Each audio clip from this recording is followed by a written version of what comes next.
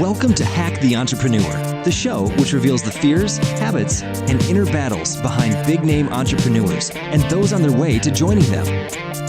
Now here is your host, John Naster. Hey, this is Hack the Entrepreneur. Thank you so much for joining me again today. I'm your host, John Naster, but you can call me Johnny. My guest today is a marketing expert, sports fanatic, and an entrepreneur. Just over 7 years ago, he started a web development company called Loud Rumour. Since then, the business has evolved into a marketing and lead generation company. During this conversation, we'll hear the story of why during the past year, they've niched down to become a marketing and lead generation company exclusively for fitness studios to get more clients. Now, let's hack Mike Arce. I want to take a moment to thank today's sponsor, Snappa, the fastest way for entrepreneurs to create graphics. Getting your business up and running is hard, and growing it is another hurdle altogether. It seems like we never have enough time to do all the things that we know we should be doing in our businesses. The things that matter. The things that will help us stand out and grow. Creating awesome Facebook, Instagram, Twitter, and Pinterest images can and will allow your business and message to go wide and find your true fans. But creating images that look great and getting shared is hard, and it's time-consuming. Whether you need a blog post image, a social media post, or even a complete infographic, Snappa saves you time every step of the way. Think of how long it took you to create an image for your last blog post. Here's how it works with Snappa. You start with the perfect image dimensions, perfectly sized in one click. Then you get a head start with pre-made templates. Just stop staring at that blank screen. Then you find free high-resolution stock photos right inside of Snappa. Then you add text, graphics, and effects in seconds. Literally, even for somebody like me. Then you schedule and share your graphics instantly on social media. Completely without leaving Snappa. Done. Now you get back to running your business. Snappa was built to make graphic design easy for entrepreneurs. Right now I have a special offer. Go to snappa.io/hack. and make 2017 the year you start looking like the real business that you are. Stop wasting time. Use Snappa. Go to snappa.io/hack and you'll get a 14-day free trial without even using a credit card. That's snappa.io/hack.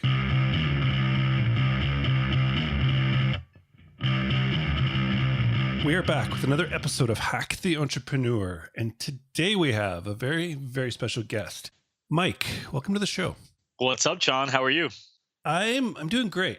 I'm really glad you're here, and I think we're gonna have a lot of fun. We're gonna have a ton of fun, man. Nice. So what do you say? Should we jump into it? Let's do it. All right. Mike, as an entrepreneur, can you tell me what is the one thing that you do that you feel has been the biggest contributor to your successes so far? Biggest contributor would definitely be relationship building. I think that's something that I learned the value of working at more and more as I've gone on. So in the beginning of the business, it was more of me just working hard and seeing if I could figure everything out on my own. And over time, I accidentally got a mentor. It was this guy that just took me under his wing. I didn't even know he was doing it. And then I realized that I was learning a lot from him. And then he had told me the value of finding mentors that are strong in the areas that I may need strengthening in. And man, I can't tell you how many I've had. I would probably say like 15 or 20 different people that I look at as mentors, along with probably 15 hired coaches on top of that. That has been the biggest contributor, just networking and always knowing I have somebody I can call if I need to know more about something. I love that. I love the idea of not just like that whole hustle, head down, working hard like you start with, but the idea of building relationships. But let's go back quickly to this you had a mentor by accident? You didn't realize you did? How did that happen? Well, because I didn't really know. When I heard mentor back then, I was thinking like, sensei, like, I don't know, something totally different. And so I wasn't looking for a mentor. I didn't think that was something that people had normally. And I met this guy at this random like cocktail party I went to, and he was the CFO of Cold Stone. So he was there from when they had 40 stores, and his tenure was until they had over 1,000. So guy had some really good business sense. And he and I kicked it off, and we were having a really good time joking around. He asked me about my business and he said, hey, if you'd ever like to go to lunch and talk business, we totally can. I was totally green. I didn't know a lot of what I'm doing today, and so normally I'm a talker. That's, my personality. I'm very outgoing. And I think for the first time at that lunch, for the first time, I was like about an hour and a half straight of nothing but just sitting there listening, and it was great. I was intrigued by everything he was saying. The questions he was asking were so great, made me think. And he decided, hey, what do you think about meeting up this Saturday and maybe getting breakfast, talk a little bit more? And I said, sure. So we met on Saturday and we just decided to make it a regular thing. For like 9 months, we met every Saturday from 8 a.m. to 10 a.m. at Paradise Bakery, and we just talked business, which really was him coaching me, which is cool. That's awesome. That's awesome. So I'm not a sports person at all. I'm not against sports. I don't know much about it. Right. But I know that this kind of comes from that. And correct me if I'm wrong, but do you think the fact that you were quote unquote coachable was the reason why, like how you said, I normally the talker, I listened for 1 hour, and that gave the person the satisfaction that you were actually trying to absorb what he was telling you. So therefore he was willing to share with you for 9 months. Right. Yeah, I was always an athlete. So in high school and before high school as well, I was in basketball, and I really always wanted to be the best one on the team. And I knew that that would be more likely to happen if I were to listen more than if I just kind of talked. You can't talk and learn at the same time. It's impossible. So then when I got out of high school, I came to Arizona and I started getting into martial arts, and I competed pretty heavily out here in Arizona and across the country as well. And, in martial arts, if you've ever taken or any of the listeners ever take it, that you don't just like talk out of place. You follow line. There's an instructor, and, he's your mentor, he's your sensei. And maybe that's where that whole thing came from, right? But you just listen, you learn, and you execute what you're told to do. And so I think a lot of that, however many years I was doing martial arts, that was a lot of me learning to listen and pay attention and focus. Nice. I like it. So let's go back to this time, because you've been running Loud Rumour now for over 7 years. And I'm assuming that this story kind of correlates to that beginning. But can you kind of take us back to, I'm not sure if you had businesses before Loud Rumour, but sort of to that time where you realized, I guess, that you were sort of entrepreneurial and that you needed to start a business? Well, I didn't even know what the word entrepreneur meant until I was one. I never heard that word really, I don't think. I just was that detached from that network, that world. My family and a lot of men in my family that are older than me, they're all business owners, and they own little local businesses here and there, but they don't even call themselves entrepreneurs, I don't think. They just run a really great service, and they do great by their customers. When I was, in high school, I made money a lot of little different ways, no drugs or anything like that. But just, I had my ways of like finding a way to buy stuff and resell it. Like a lot of, people, you hear their stories, is no different. But I didn't attach that to me doing that for a living one day. And I had 22 jobs. I didn't have I was an entrepreneur all the time. I actually worked at 22 different places. Wow. and had 22 different employers. So I just was not good at staying at the same place or being kept at the same place. And first thing that I started was a personal training company, and that was great. I loved it, and ended up selling that and went back into the workforce, and then started an agency, which is where I'm at today. And we changed a lot of it as we went. But, I didn't start the agency because I wanted to be an entrepreneur. I started the agency because the economy was shit, really, and there was nobody hiring, and I couldn't get a job, and I was 3 months behind on everything, and I had a baby on the way, and I had to figure it out. So I had to make money. And so I just started making money by selling websites to people here in the United States and having people in the Philippines do it for about a third of the cost. And then it transformed into this. It's a lot less romantic of an answer that you had you had no choice. You had to make money, so you started it. But that's usually seems to be the case. And it after. I fell in love with it after. Exactly. I don't want it to be misunderstood and think that like I don't have a passion for entrepreneurism. Right now, this is my love. I love doing this, what I'm doing every day, and leading my team and all that's exciting. And I can imagine going to do something else. But I'm grateful for that accident, that the way the economy was, and that it had to put me in this position to figure it out. Yeah, totally. And I mean, there's that famous quote from Steve Jobs, right? I mean, the dots don't make sense going through it, but looking back, it's like, oh yeah, there's me. Yeah. It's like hustling, selling stuff all the way through high school, and okay, it makes sense. Right. But before we get too far, I'm fascinated by this idea of the generation older than us. We're business owners, but we're entrepreneurs. Or like there's this new entrepreneur thing I think that's coming or has come and is different. But do you now, like when you stated sort of the two differences and how you didn't even consider yourself entrepreneurial, but your family was business owners, do you see sort of a difference between the two? Or do you now consider yourself entrepreneurial and a business owner, or is there a difference? Well, yeah, I think there's a difference. I think you're definitely both. I don't think you are necessarily both, though. So, for example, I think you could be a business owner and not necessarily be an entrepreneur, but I don't think you could be an entrepreneur and not own a business. So, to me, an entrepreneur is a master of design or somebody that works hard to master design. That includes, the design of the culture of the company, the design of the product, the design of the systems that are going to be making this company run the way it does, the design of the relationships that you build along the way, and being able to take something and replicate it, even if it's in a different industry, just because what you've mastered wasn't necessarily the service that you're selling, but the system that allows that service to be successful and profitable. So then same type of business I run right now, I could take a lot of what I've learned and I believe I can apply that to many other industries that are very irrelevant to what I do today because of that. I think business owners that are not entrepreneurs, I don't think they can do that. So you take somebody like my father, for instance, great guy, and I mean, totally successful in the jewelry industry and did very well and did right by his customers, but he's not entrepreneurial. I think if you gave him a business to start and take off the ground right now, if it wasn't jewelry, I don't think he'd be able to do it. And maybe he would be, but I think it'd be very hard for him because I don't think he's successful because of the systems or the designs that he put in place. Nice. I love it. I love the way you sort of differentiated between the two. It's awesome. A master of design is entrepreneur. I like that. So at the beginning, Mike, you said that your one thing is relationship building. Now, every business expert out there is talking about the 80-20 rule in business, right? Mm-hmm. You're supposed to do the 20% that gets you the 80% of results. You're supposed to do what you're good at and delegate the rest.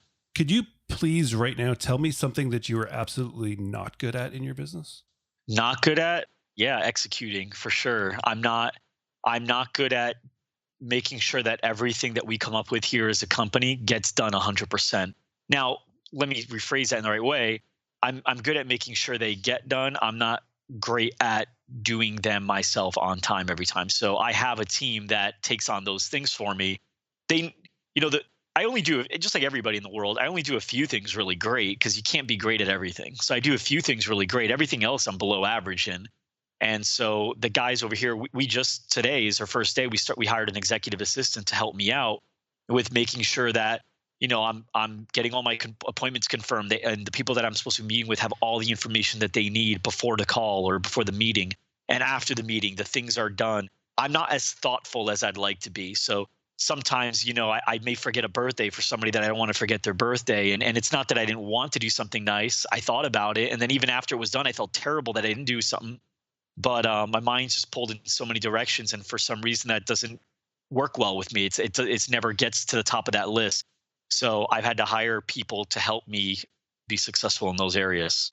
So you are self-aware enough to realize your own sort of weakness there. And now you've hired somebody to build that side of you up or to fulfill that. And so that you don't have to worry about that, dropping those balls. Yeah. I mean, you have to create a system for everything. So, whatever just can't be done naturally, there has to be a system for it. So if you're in sports and you can't just put the ball in the hoop because you're not that good. You're not the Wilt Chamberlain of today where you can just literally walk up to the hoop and put it in, right? You have to create plays and you have to create systems. And for those plays to work, you have to have the right players in those plays. So whether that means 2 forwards and a point guard running that play, that's what you have to have. So for us, same thing, I'm self-aware enough to know that I can't master relationship building on my own because I don't have the natural intuitiveness to do a lot of these things. But if I can create a system to get a lot of those things that I want to do done, then it'll be a lot better and I'll be more successful at it. Nice. So You've mentioned a few times systems. I mean, it's part of your differentiation even between the two styles of people. But let's move to projects if we can, and let's talk systems. So you started the company over 7 years ago because you couldn't get a job, the economy was crap, and you needed to make money. It's evolved into something completely different. So the original reason was necessity, but now let's talk projects, and that could be, so it's a project within Loud Rumour, but a new project that you want to take on. I would like to know what your process is now, Mike, as the CEO in charge of a team. But is this a written process that you have? But when an idea comes to you personally or is brought to you by someone on your team, what's the process you go through to decide that that project is now worth your and your team's time, energy, and resources? Well, we have different scheduled meeting times for different departments within the company, whether it's the marketing or the sales or the account management or whatever. And so we don't talk about ideas until those scheduled times, which is, I think, good for a couple of reasons. One, it keeps you from going all over the place all the time, every day, and not getting the stuff done that you already committed to in the last meeting. But also, I think a lot of ideas are just not really well thought out and cooked. And so sometimes we want to serve them too soon. And so if, let's say, our meetings are on Mondays, for instance, let's say you come up with a really cool idea on a Wednesday for the marketing. Well, we're not going to talk about it until following Monday. By the time that comes, we may realize that that idea is not that great, in fact, at all, or that there's a lot of holes that we need to still think through. And so I think that's one good thing. But we definitely listen to everyone. They know they need to come with their ideas well thought out, and we think we weigh out the pros, we weigh out the cons, and the risk and the reward, and make sure obviously the reward's well worth the risk. And then from there, we start building out a system. So like we just had a meeting before you got here, and we had 3 people in the meeting, and within a matter of 5 minutes, we had about 3 weeks worth of work that has to be done, all delegated to each of those 3 people. They all have their own tasks. They all know what they need to do. And now 5 minutes later, I'm on the call with you, and they're working on it or putting in the agenda to get it done in 3 weeks. Nice. I love it. I like that idea of letting the idea sort of marinate. And so then with processes, so like when you had this meeting and now people have 3 weeks worth of work, is that sort of work based on written processes already? I just want to kind of try and get an idea of how sort of written out the processes are in every step of your business at this point. Right. So I guess that really depends on what we're building a process for. So do you mean a process that we've never done before and we want to test something new? Or do you mean something that we're already running and we want to test it in a different way? Well, so if it's brand new, I would like to know sort of how you sort of execute on it the first time, and then at what stage does it actually get written out to a process? Okay. If it's brand new and it's something that could be very profitable for the company and it could be costly if we don't do it right, we'll usually hire a coach that has been successful in that already and proven to be successful, or has customers or clients that have done that and been successful already. We'll reach out to people that are doing it really well, and we'll find out who their coaches were, or maybe we'll pay them for their time.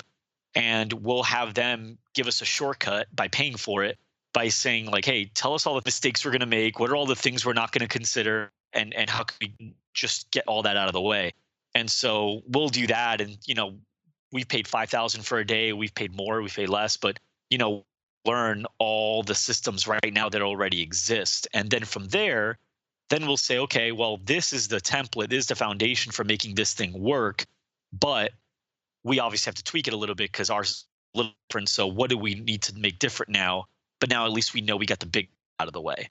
And then from there, yes, everything's written out. So everyone will have an agenda. We use a project management tool called Asana, and it's a great tool, allows you to collaborate on different projects. And we have teams that will work in. Everybody holds each other accountable. We always have deadlines. We're never gray. We're always black and white. So what that means is 2 to 3 weeks is never a deadline. It's December 17th or January 5th at 5:00 p.m.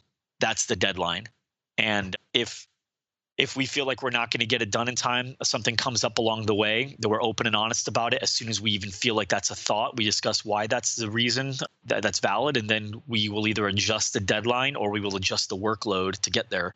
But yeah, everything is written out. Everything is discussed, and there are black and white. Like nothing's gray. There's no colors, no gray. Everything's black and white when we're going to get things done and how we're going to do it. We're never gray. It's always black and white. I love that. Well, that's like words. There's words in here that don't fly, and these guys know 'cause sometimes they'll use it by accident, and I'll call them out on it. But words like probably, could be, should be, maybe, might be, I'll try, we'll see, could have, would have, should have. All those are things that are very vague, and it opens up room for failure. Or if like something's not done by that time, you can say, "Well, I said maybe," or "I said I could," or "I said I'll try." It's just what will you do? I'd rather you tell me the deadline will be a week later and just tell me you'll get it done that day than tell me you'll try to get it done a week earlier. And so that's how we work on that. I like it. And then what kind of metrics are you working on within your company? Like, I'm fascinated by the evolution. I know it's been 7 years, but the company has evolved greatly from where it started to where it is. And I mean, the platforms that you're using, lots of it didn't exist at the time. Right. So the evolutionary scale, like how much do you leave open to just natural evolution, and how much is kept on like a quarterly or yearly or 5-year targets of metrics you're trying to hit? Well, first thing I want to say is, yes, it's been 7 years, but what I will say is the first 4.5 years, it was virtually stagnant. So not a lot happened. Branding, maybe, yes, we were getting a lot of traction on social, but not a lot of revenue. But what we did in 2015 doubled what we did in 14. What we did in 16 doubled what we did in 15, literally doubled almost exactly. And then this year we're looking to actually triple. So we've now found what's called like the tipping point. There's actually a book called The Tipping Point, and usually it's just that one variable that'll help you start growing exponentially instead of linearly, which was great. As far as the metrics, yeah, we do a 2-day retreat every year. So we just went to Prescott December like 17th or somewhere around that, like mid-December. We went down to Prescott and we all had a cabin, my entire company. We rented a cabin for 2 days. And the first day started out by recognizing our accomplishments and our wins for 2016. And when you take a full day like we did the day before that, the leadership team, and really look at, we went through the entire calendar starting from January 1st all the way down and looked at all the meetings we had, and we started compiling it. And we had about 80 slides worth of wins and accomplishments from 2016, which is really cool. I mean, it took us about an hour to go through our wins and accomplishments. And I think any company has it. You just don't realize it because you're always chasing something. You never take the time to look back. And then after that, then we start looking at the opportunities. What are the areas that we're not as efficient in? What are the things that we can start implementing? What are our customers saying they want more of, universally, and how can we add those things? And so now we build an agenda for day 2, which is basically a to-do list and a process. And then day 2, we wake up and we work in teams together, like 2 people here, 4 people there, depending on what the process or project is. And that second day is 100% dedicated to implementation. And we basically just build out all the processes, all the things that we decided were opportunities in day 1. And then for other things that may need a week or 2 weeks or 3 weeks or whatever it is, then we'll set deadlines for all those things and a process to get all those things done.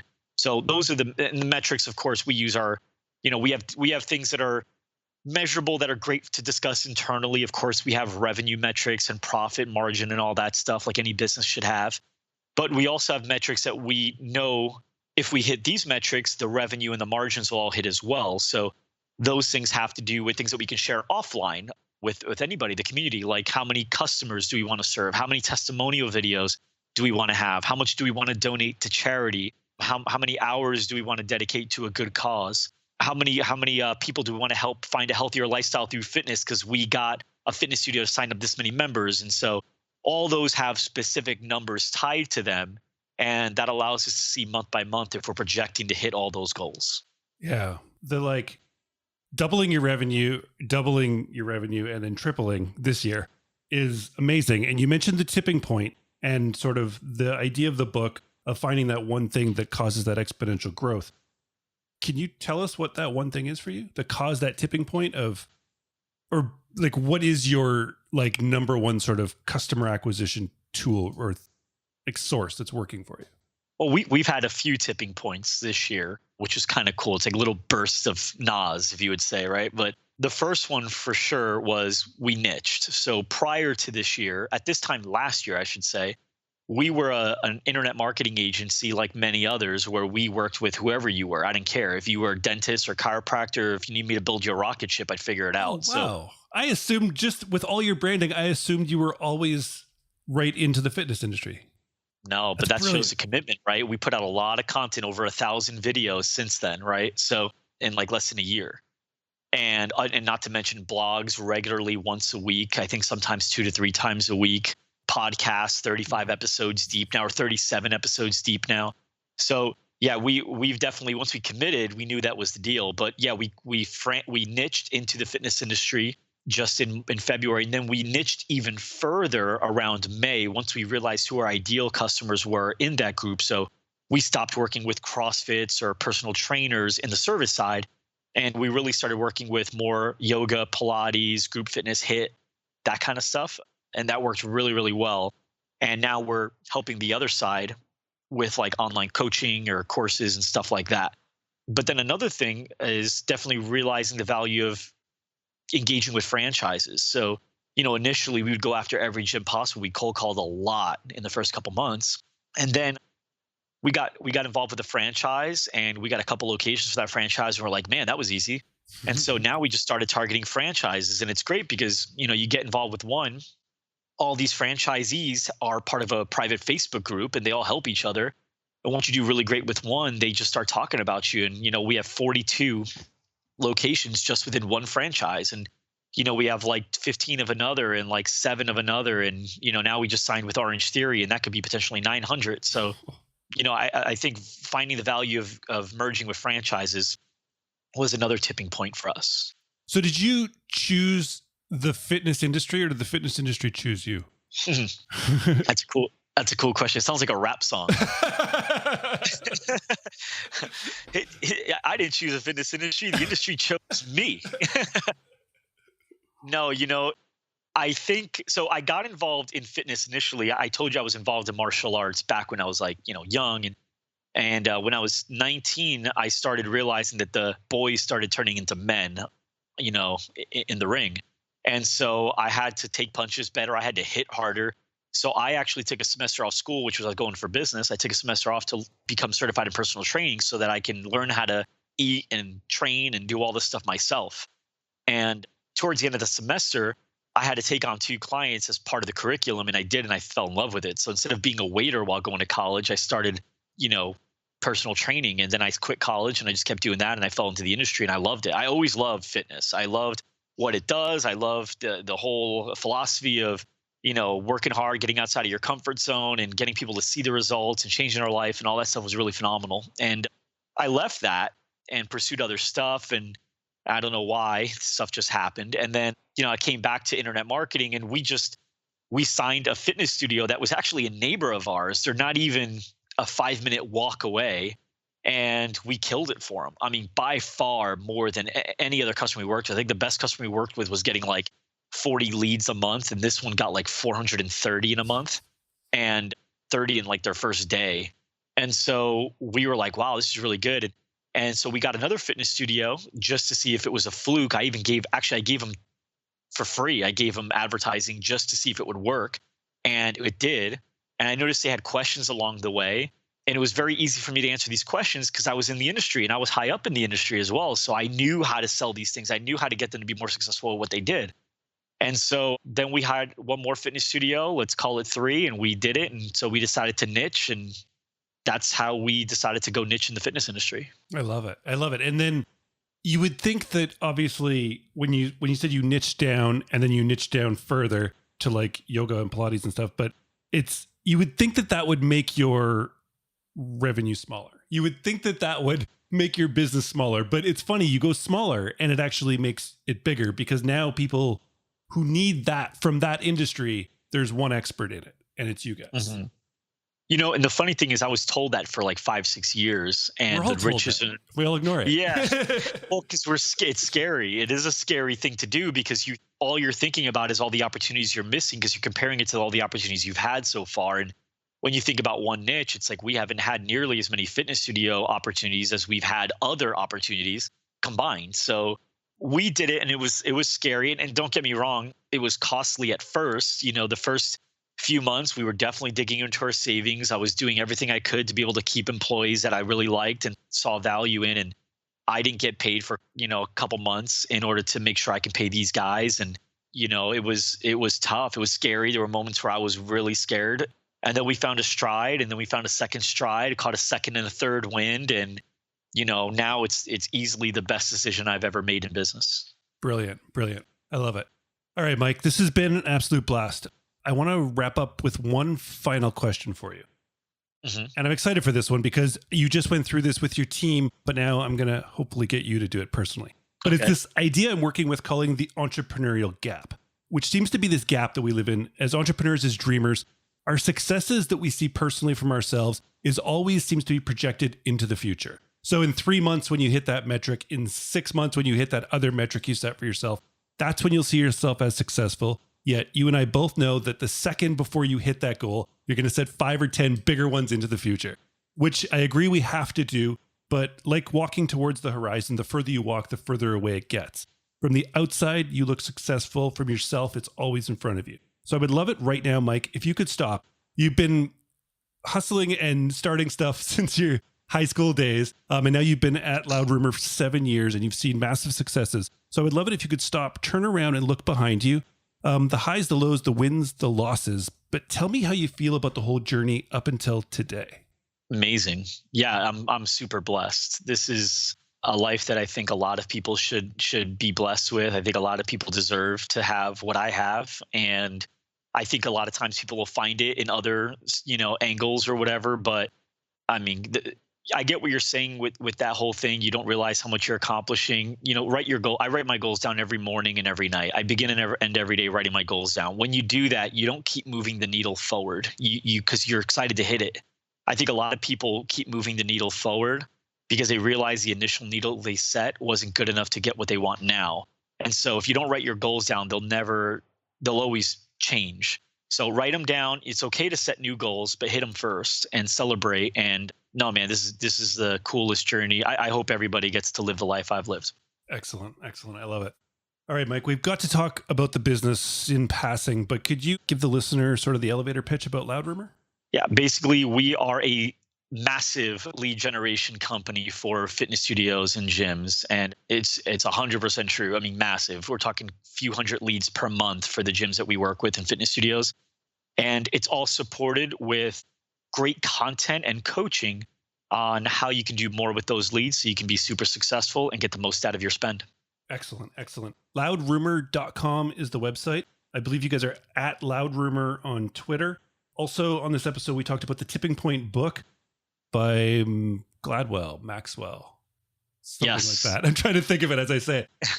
Malcolm Gladwell, and Asana as well. It's a free tool built by one of the original creators of Facebook, actually. Right. Brilliant tool. So I'll link to all that in the show notes on Hack the Entrepreneur for you when you're done working out, jogging, working, whatever it is. But Mike, once again, man, thanks so much for joining me. Thanks for sharing, and just please keep doing what you're doing, man, because it's awesome and inspiring to watch. Thanks a lot. Hey, you asked a lot of really great questions too. I actually enjoyed really being on the show. It was fun. As entrepreneurs, we know the value of good branding. From social media posts to blog post images, solid branding makes us stand out from our competitors, increases the perceived value to our customers, and adds another level of professionalism to our businesses. But it's not easy for people like you and I who aren't designers. Luckily, Snappa was built to make graphic design easy for entrepreneurs, to up their branding game and to take their business to the next level. Go to snappa.io/hack and get a 14-day free trial, no credit card necessary, just for being a Hack the Entrepreneur listener. That's snappa.io/hack. Mike, thank you so much. That was a lot of fun, and I appreciate you stopping by and just sharing so openly. So we've reached the point in the show where I need to go back through the conversation and listen to it. Listen to it as you got to listen to it. And so I did. I went back through the conversation, and I was looking for something. I wasn't sure what I was looking for, but I was looking for something. So I went back, and then I went back again, and then I went back again. That third time that I went back through the conversation, there was one thing that Mike said to me. There was one thing that he said to me that stood out so very, very clearly. Did you get it? Did you hear it? Let's do it. Let's find the hack.